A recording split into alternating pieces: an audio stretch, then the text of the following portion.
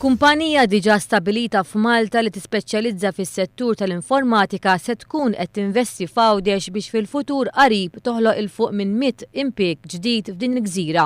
Fl-istess waqt bdew it-taħdidiet ma' kumpanija barranija li qed turi interess li tibda topera Airlink bejn Malta, Għawdex u Sqalija. Dan tħabbar waqt laqgħa tal-bord tad-diretturi tal-Korporazzjoni tax-Xogħol u Taħriġ li TC f'Għawdex. Din il-laqgħa saret sabiex isir analiżi tas-sitwazzjoni tax-xogħol u taħriġ fil-Gżira Awċija.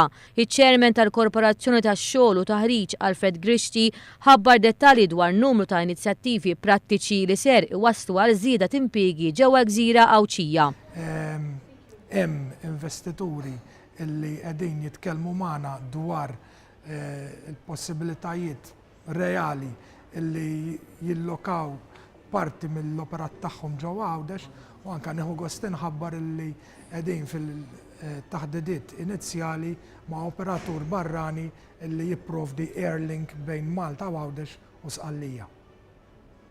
Apparti il-fatt li TC għaddejja minn ristrutturar neċessarju sabiex ittejjeb is-servizzi tagħha u talloka xogħol amministrattiv fi Gżira Awċija, il-korporazzjoni hija wkoll involuta b'mod dirett f'taħdidiet ma' investituri Maltin u barranin li qegħdin fi stadji varji ta' investiment ġewwa Għawdex. Dawn inizjattivi ifissru ħolqien dirett ta' impjiegi ġodda fil-Gżira Awċija. Fl-istess laqgħa tal-bord tad-diretturi tal-ETC, Alfred Grixti għamel analiżi dettaljata tal-fondi tal-Unjoni Ewropea li benefika minnhom sa issa Għawdex fil-qasam tax-xogħol. Waqt li taħt l-iskema Employment Aid Program intefqu 13 miljun euro bejn Malta u Għawdex waħdu ħadd 3 miljun euro li ammontaw għal 23% tal-fondi kollha.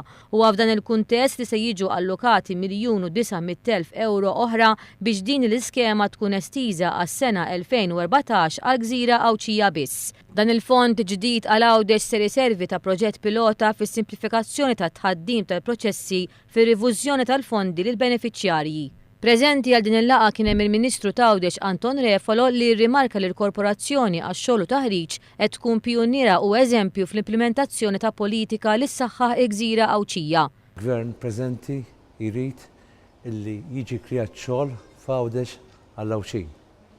U naħseb illi l-fatt li l-bord tal-ETC intaqallum biex jiddiskuti il-problema tax-xogħol ġew Gżira Awċija, anki l-lejla se jniedi wkoll skema oħra tal-Employment Trade Program speċifikatament tal-Gżira Awċija huwa sinjal importanti illi l-Gvern qiegħed jara il-problema kbira tax-xogħol tal-Awċin ġew Gżira Awċija bħala fuq quddiem net tal-lista ta' prijoritajiet.